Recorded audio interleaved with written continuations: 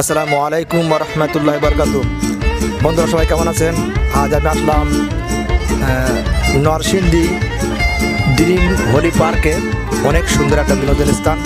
তো আমরা এ পর্যায়ে আপনাদের সামনে দেখাবো যে এই পার্কটা যে একটা ভূতের বাড়ি এবং ঝর্ণার সৃষ্টি। এখন ঝর্ণাটা চালু হয়নি, আমরা অতি সকালে চলে আসছি বলে ঝর্ণাটা চালু হয়নি।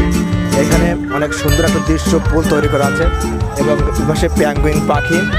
তো আর সামনে যে এই পার্কটা, টোটাল পার্কটা আমরা একটু পরে আপনাদেরকে সব ঘুরে ঘুরে দেখাবো। তো আমাদের ভিডিওর সাথে থাকুন এবং দেখতে থাকুন। আমরা টোটাল পার্কটা আপনাদের দেখার চেষ্টা করব।